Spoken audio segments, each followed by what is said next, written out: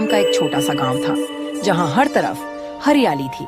गांव के बीच में एक विशाल बरगद का पेड़ था जिसकी छाया में बच्चे खेलते, बूढ़े आराम करते और यात्री थकान मिटाते थे। गांव के चारों ओर घने जंगल थे जहां से ठंडी हवाएं आती और मौसम सुहाना रहता था। लेकिन कुछ समय पहले गांव का लालची प्रधान ने अगल बगल के सारे बड़े बड़े पेड़ को कटवाकर बेच दिया और जंगल कटने से बहुत सारे जीव जंतु मर गए। चारों ओर अफरा तफरी हो गई और पूरा जंगल त्राही त्राही हो गई। थोड़े बहुत जंगली जानवर बचे थे, लेकिन वह सब इधर उधर भागने के लिए मजबूर हो गए। मगर फिर भी गांव का प्रधान ने जंगल को पूरा कटवा दिया और जो कुछ बचा था वो गांव के गरीब किसान ने काटकर अपना चूल्हा में जला दिया। उस साल गर्मी असहनीय हो गई और बाग बगीचा सब बंजर हो गया। तापमान 50 डिग्री से ऊपर पहुंच गया और हर दिन सूरज जैसे आग बरसाता था। नदी सूख गई, कुएं सूख गए और जमीन फटने लगी।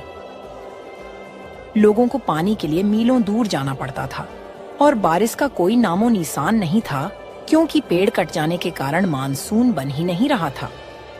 गांव के एक कोने में जोखन नाम का एक गरीब मजदूर अपनी पत्नी राधिका और एक छोटा बेटा रूपेश के साथ एक टूटी फूटी झोपड़ी में रहता था।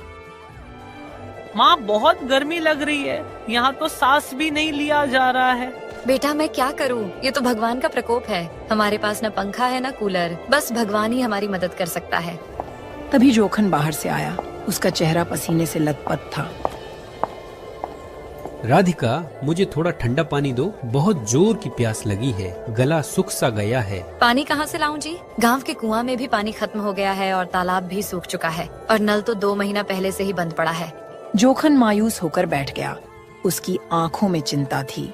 वह मजदूरी करके अपने परिवार का पेट भरता था, लेकिन गर्मी की वजह से काम भी कम मिल रहा था। इधर गांव के प्रधान भानु प्रताप का बड़ा सा मकान था। उनके आंगन में कूलर और पंखे लगे थे।